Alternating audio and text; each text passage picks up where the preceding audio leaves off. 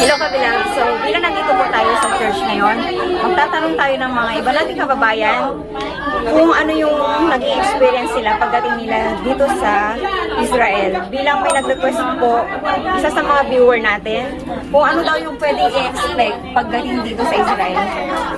So, magtatanong-tanong tayo ng ilan sa ating mga kababayan. But before that, please like this video and don't forget to subscribe. If you wanna run away with me, I know a galaxy and I could take you for a ride. I had a Hello Kabilab! So nandito po tayo ngayon sa church namin, CRC Church in Haifa, Israel. So ibig kong sabihin ng CRC ay Christ Road Church.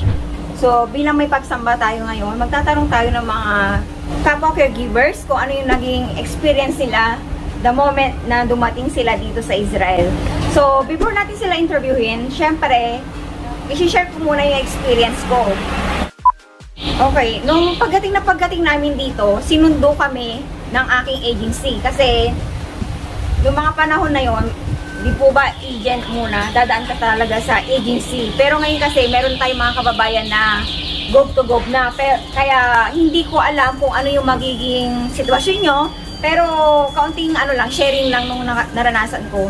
So, sinundo ako ng aking agent sa airport, then pinadiretso niya ako doon sa flat nila or apartment. Then kinabukasan, sinundo kami ng agency kasi lahat po kami dito or kahit kayo na via gob to gob, may hahawak po sa atin na agency kasi ang mga amo natin dito, hindi sila makakakuha ng caregivers kapag hindi sila dadaan sa mga agencies. So, kinabukasan, sinundo ako ng agency, then dinala ako sa mismong amo ko. So, pagdating doon sa amo ko, okay naman, and mag-asawa sila. Although, kahit mag-asawa sila, yung alaga ko lang, yung lalaki, si Lolo. And naka-oxygen siya 24/7. So, hindi naging maganda yung experience ko doon sa una kong amo kasi dahil naka-oxygen na nga siya ng 24/7, naging siya, iba yung mood niya. Laging nakasigaw, bugnutin, and hindi siya nagpapatulog. Sa akin naman, kaya ko naman pagtiyagaan yung ganong amo, kaso si Lola yung pinaka nahirapan ako kasi do this, do that siya, and mahilig siya mag-ganon. Ganyan, no? Wala siyang sana naisip man lang niya na hindi na nga nagpapatulog si Lolo. Mahirap pang alagaan si Lolo. Tapos gusto niya do this, do that pa na ayaw niyang makikita na nakaupo ako. So, syempre, bilang bagong caregiver, napakalaking adjustment yun para sa akin bilang ito yung kauna-unahan kong experience. So, okay, may advice ko sa mga parating dito, expect the unexpected. So, sa mga parating dito na mga kapwa ko caregivers or sa mga aspiring caregivers, expect the unexpected. Kasi, hindi lahat ng amo ay pare-pareho. May mga amo na magaan lang, may mga amo na mahirap alagaan. Mahirap alagaan if hindi napapatulog or minsan pagka-couple, mahirap kasi pagka may kasamang iba sa bahay. Pero huwag tayong mamimili na trabaho or minsan kasi nagkakwentuhan or kino-compare natin yung trabaho ng kaibigan natin sa napuntahan natin. So, huwag nating i-expect na lahat ng trabaho dito ay mahirap. And gaya nga ng mga nasabi ko sa mga previous vlogs ko na mas maganda na pagdating mo dito, mahirap agad yung trabaho mapupuntahan mo kasi in the long run, maganda yung magiging impact nun sa'yo. Bakit? Kasi tuturuan ka niya kung paano maging pasensyosa and paano maging matigas. Kasi kailangan natin yun eh. Eh, wag niyong kakalimutan na dapat mag-aral tayong magsalita ng kanilang language. Yun. Siguro maintindihan niyo ako pag nandito na kayo. Pero for the meantime, yun muna yung may advice ko sa inyo. Expect nyo na hindi lahat ng trabaho ay madali. Okay, hello kami loves. So, meron tayong isang kababayan dito. And ilang taon ka na dito sa Israel, sis? More than 5 years. More than 5 years? 5 years, 4 months. Okay. So, tatanungin natin siya ngayon kung ano ba yung na-experience niya right after na pagdating niya dito sa Israel. So, ano yung pwede mong i-share sa mga newly hired caregivers na papunta na dito sa Israel? What to expect? I-ready nila yung mga sarili nila, what to expect when they come. Pag ano pa lang ng airport. Kasi pagdating mo ng airport, dadaling ka sa agency nyo. Diba? Agency magdadala sa inyo sa new employer, sa magiging employer nyo, ano nagparating sa inyo. Tapos, wag nyo expect na lahat ay, yung as a caregiver, yung trabaho mo ay pag-aalaga lang, nakafocus lang dun sa alagaan mo. Expect nyo na lahat, all around kayo, pagluluto, paglalaba, paglilinis, lahat. As in, parang yung katulong, hindi lang yung caregiver lang yung trabaho mo.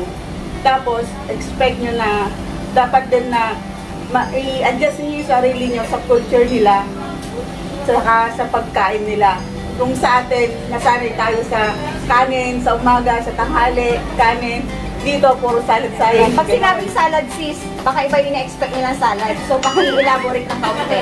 Ang salad ay yung kamatis, melapol. Yan. Tsaka, may sibuyas, ganyan, tapos olive. Yun, tsaka yogurt. Yun yung salad nila. Oo. Yung Greek salad na sinasabi. Tapos, sa umaga ganon, sa tanghali, usually ganon din. Sa gabi, ganon din.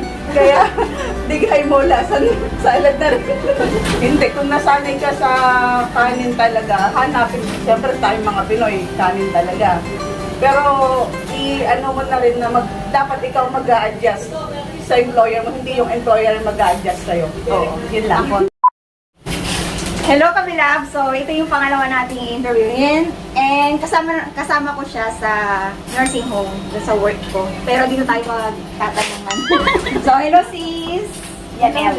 Yanel Ava. Evangeline na lang. Okay. So, ano yung naging experience mo nung bagong dating dito? Nung bagong dating ako dito, doon sa may, syempre, pagkaling ng airport, tapos doon sa bahay ng agent, kami nag-stay. Tapos, nung after 2 days na, hinatid ako doon sa trabaho. Yung unang trabaho ko before na kung saan ako nagtagal ng 2 months lang. Kasi, dahil sa religious sila, siyempre ako nakikisama ko bilang bago. Kumbaga sa akin, nasanay ako sa pagkain. Nag-demand talaga ako ng pagkain, walang rice, ganun. Tapos, doon pa, religious sila, kaya yung pagkain nila, parang hiwalay yung kalab, tsaka yung kalab kasi yung meat. Oo. Tapos yung isa naman, bakar, yung mga meat. Kaya hiwalay yung hugasan, basta hiwalay sila. Tapos, edi syempre, ako yung kailangan i-adapt ko yun, sarayin ko yung sarili ko. So, okay naman after 2 weeks. Kasi andun yung anak kasama namin sa bahay. Kasi mostly, di ba, tayo, minsan kasama lang natin yung employer natin makaalaga. Pero nung 2 weeks na yun, parang nagbago lahat. Nagbago yung ugali nung kasama ko. Tapos yung trabaho ko, parang instead na, di ba, caregiver, expect natin mag-alalaga lang ng matanda, ganun, magluto. Although kasama naman dun sa kontrata na maglaba, maglinis. Pero kasi na ang nangyari sa akin. So, yung anak pinagluto, pinag-ano mo? Sinisilbihan mo? Oo, kasi dun sa bahay kasi, pagkasama mo yung anak, hindi naman pwedeng yung alaga mo lang ang asikasuhin mo kasi nandun din siya.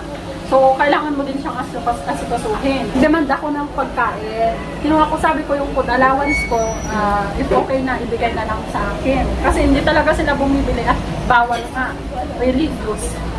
So, nangyari nun, parang sabi sa akin nung anak, kung ano yung meron sa bahay nila, yun lang yung pwede kong kainin.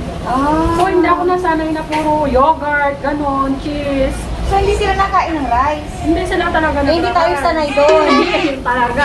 Ayun talaga pag Pinoy na, kumbaga, sasabihin ko yung rights ko, tapos depende sa alaga mo kung papayag sila. Kapala mga kabilabs, pag may problema kayo, magsabi kayo sa agent nyo o kaya sa agency para sila mismo yung makipag-usap sa employer mo. Kasi pag ikaw lang mismo sa ka-employer mo, parang mahirap magulo.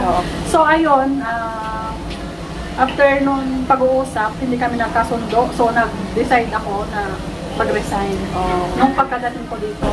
So wag natin expect na kung ano yung trabaho natin, doon na tayo magtatagal. Kasi depende kasi kung ano rin yung expect mo na mabait sila, yung start mo, ganun yung ugali nila. Pero salamat sa Diyos kasi yung pinag-pray ko naman sis na payagan ako kasi hindi kami magkasundo. Ayaw ko naman na kumbaga gawan ako ng hindi maayos na record para hindi ako makahanap ng panibagong trabaho. So after 2 months na nag-apply ulit ako at lumipat na rin ako ng agency kasi pagkadating mo dito, di ba, may agency ka talaga na yung sinunod tawag din sa'yo. So lumipat ako ng agency. Awa ng Diyos, mga agency dito, open sila na pag wala ka ng trabaho, mag-apply sa kanila at silang maghahanap sa'yo ng panibagong trabaho. Okay. So, Yun, ngayon, masaya na ako. yun lang yung pangalawa mo? Yung pangalawa ko ngayon, doon ako nagtagal. Yun yung magkasama kami sa nursing home. Kasama pangalawa. Okay, so pagkatapos ko, meron akong interviewin, yung aking videographer. So, bilang caregiver siya, lalaking caregiver siya, so, kailangan makuha din natin ang kanyang opinion, kung ano yung naging experience niya, pagdating niya dito sa Israel. Okay, hello Brother Carlo, or OFW Story sa YouTube. So, Brother Carlo, ano yung na-experience mo nung dumating ka dito? Hello Kabilabs, bilang kapwa caregiver, ang experience ko naman dito kakaiba kasi nung dumating ako dito sa Israel, diretso ako sa hospital, which is hindi naman siya naging mahirap sa akin kasi nagtrabaho ko dati sa hospital bago ako pumunta dito sa Israel. Yung kakaiba lang niya kasi yung pinasok ko na trabaho, yung pamilya nila religious at iba dito yung religious yung family at saka yung non-religious family kasi yung setup sa bahay magkaiba. So nung dumating ako, yung trabaho ko lang nasa hospital, tapos pagdating ko sa bahay, wala na akong ginagawa. So yung experience na yon, ibang-iba sa mga na-experience ko sa iba kong employer na talagang yung trabaho mo pati sa bahay, naglilinis, nagluluto, yung experience ko nung dumating is iba. Yung natutunan ko lang is yung pagkain ng religious is hindi talaga siya madali. Kaya kayo mga kabilabs na gustong malaman kung paano kung ano-ano yung mga ginagawa ng mga caregiver dito, manood kayo sa video ni M. Samita kasi madami siyang videos na pinakita doon sa buhay caregiver. Yung totoo talagang nangyayari sa buhay caregiver, hindi lang yung experience namin, kung pati sa experience ng mga maraming caregiver dito, nabibigyan din niya ng buhay. Kaya comment down below mga kabilabs kung gusto nyong malaman pa yung sa ibang video na ipapakita namin sa susunod na mga video. So, ngayon naman, next nating interviewin si Brother Raymar. Tatanungin natin kung ano yung na-experience niya pagdating niya dito sa Israel. Nakarating ako dito sa Israel way back 2014. And pagdating sa expectation, ako kasi personally hindi ako nag-expect ng sobra-sobra, although minsan nag-research ako ng mga bagay-bagay patungkol dito sa Israel, and kumbaga malaking percentage naman is na-meet. Although syempre tayo bilang mga Pilipino na nasanay sa ibang kultura, i-expect nyo na yung culture shock. Ayan, saka dito yung trabaho natin is medyo socially deprived ka, ganun. Pero naalala ko talaga noong parating ako dito, palapag ng aeroplano, masaya, overwhelming, parang surreal yung pakiramdam na makikita mo ang liwa-liwanag ng Israel from above sa aeroplano. And syempre pag ano ka na sa exposure sa mga trabaho, sa mga tao dito, mixed race dito, may Arabo, may Hudyo, may Russian, may Pilipino. Syempre, normal naman na malungkot. Pero syempre, dapat paglabanan yung mga ganong emotional issues. Dapat we need to overcome those things para makayanan natin yung mga challenges natin haharapin dito. Ang homesick is napaka-normal na response natin, ano? Especially kapag nalayo ka sa family mo. Ako dumating dito, single, and alam ko iba yung nararamdaman. Especially nung may mga naiiwang mga maliliit na anak, asawa, and may ilan tayong mga kababayan na, although hindi ganun karami, na andito na sa Israel, and then eventually hindi nila kinaya yung homesick, talagang naging emotionally distressed sila. So nag-decide sila na umuwi. Pero yun nga, bago ka pa lang talaga pumunta dito sa Israel, pag-isipan mo lahat ng mga possible challenges na pwede mong kaharapin, kasi hindi lang naman trabaho talaga eh. Yung trabaho per se napakadali, pero yung mga psychological challenges na pwede mong ma-experience, yun, medyo talagang ano. Tsaka syempre, dasal sa Panginoon, walang ibang pwedeng tumulong sa bawat isa sa atin kundi ang ating Diyos na natin.